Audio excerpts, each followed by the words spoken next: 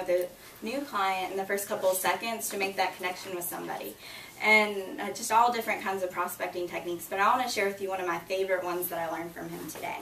And it's great because we actually move every 4 months. I'd pack up and move to a new city and start all over again, fresh, cold, no leads to call on. But through using this technique I learned from Dave, before I set foot in Kansas City, I came from California, I had over 100 qualified leads to call on. And it's fun, but who in here would like some more qualified leads to call on? Yeah, everybody? And I want you to consider trying this with 5 people. It could be, because to use this technique, you have to have at least one past client you've worked with. Everybody in here worked with at least one person? Mm-hmm. And so I want you to consider trying with this just with 5 people. It could be people you haven't worked with 6 months, in a year, however long, but just consider trying it with 5 people. And it's a 3-step process. But the first part, write down the word service. Write down service with a question mark. Everybody say service. Service. All right, you guys are enthusiastic. I like it. But say, I'm going to go right here. Say Corey. Say you're one of my past clients. We haven't worked together in 6 months, and I'm giving you a call, and it's as simple as this. You know, after all the highs, hellos, how have you been? I just wanted to ask you about the service I provided for you when we worked together.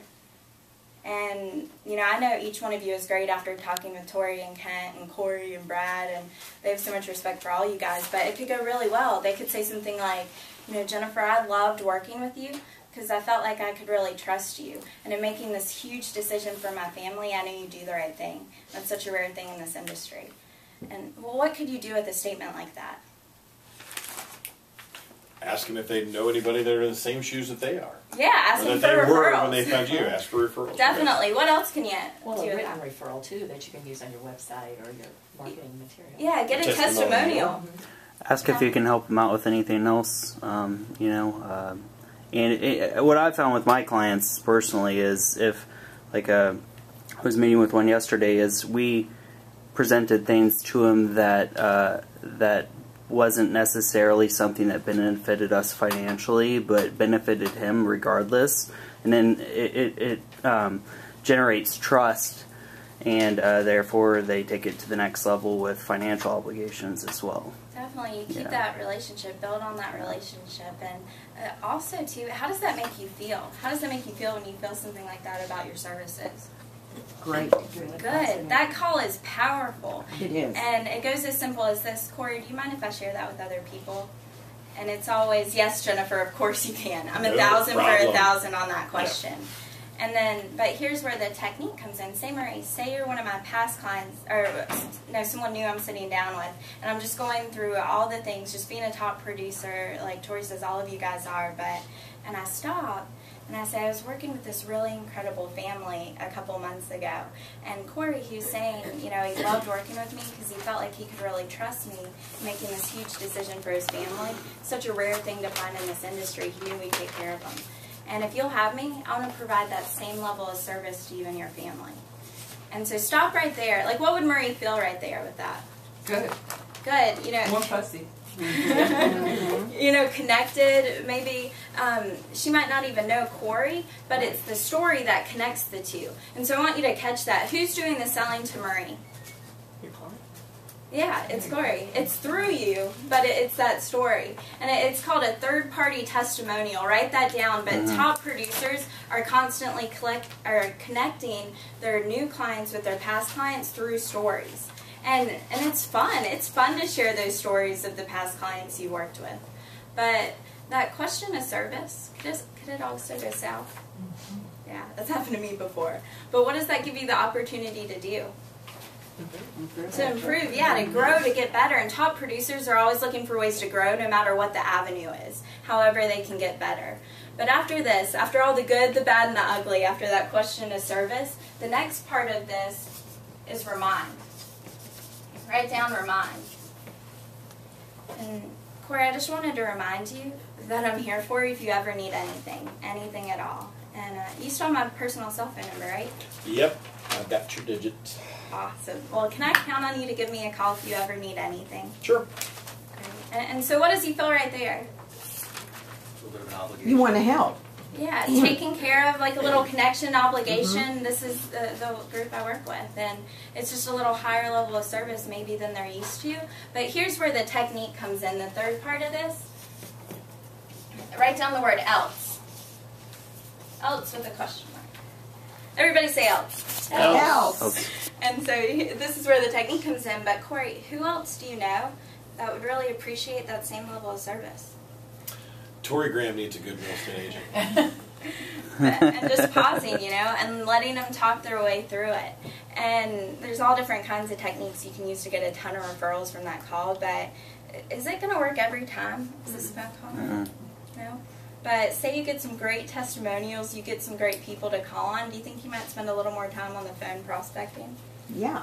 Definitely, and that's what we're all about, those techniques and the fun ways you can get out there more. And honestly, who in here could stand to be a little better prospector? Everybody, Yeah. all of us. Everybody. But that's It'd be it. hard to be worse than It'd be hard. That's not a good thing to hear. So with that technique, I wanted to dive through. And the second part, after your pre-approach, is number 2 is the approach. That's your initial contact when you first meet somebody. But I wanted to run through that and really talk about number 3, the introduction, and number 4, the presentation. The introduction, that's your qualifying, questioning, probing. It's the needs analysis. It's the building rapport process. And your presentation, that includes all the logistical details, all the features, benefits of the home, just all the nuts and bolts of your industry. And if you were to ask a top producer, would they say the sale is made with number 3, the introduction, or number 4, the presentation? I think it's intro. Intro? Why would you say that? Because that's that first time you connect is going to create the greatest memory, I think. Yeah. And that's where it warms you to that client. Definitely. And so write this down. What Gary found is that people believe 25% of what you say and 75% of what they say. Mm-hmm. And so the questioning part right here is so huge, because how many of you have ever been working with somebody, you thought, this person is totally with me, we are working together, we are doing business together, and then you don't. If there's some kind of objection at you, like, I just like the other listing agent I was talking to. Or, I'm just not sure if I'm ready to move forward. They give you a procrastination objection. And how does that feel? What words come to mind to describe that when somebody you knew was with you just isn't? You're laughing at me. Disheartened. Disheartening. Yeah, what else? And that mean on rejection. Mm-hmm. It makes Disappointment. Yeah. it makes me wish I'd remembered that old adage, God gave you 2 ears and 1 mouth. Mm-hmm. Use them in that proportion. Definitely. I like that. Because sometimes we think, where did I screw up? Where did I miss the boat? But oftentimes it's just because we weren't asking the right questions in the introduction. But where that really hurts is in number 5, the close. Because it's when the objections start to come up. And I want you to write these numbers down on your paper real quick. Somewhere. The numbers 2, 5, and 20. Oops. I'm sorry. 2,520. Thank you, Yeah, dear. got it. And thinking about closing, I wanted to hear from you guys real quick some of the closes that you use. And not like a story, in this situation I did this is how I closed the sale, but an 8-word phrase or a 10-word statement that you use. And I can give you 2 scenarios that you would use to close for an appointment or closing the deal. The deal's done, you guys are working together. But what's like an 8-word phrase or a closing statement that you would use? Are you ready to review the contract now? Great. Direct question. What else? What's a different kind of closing question?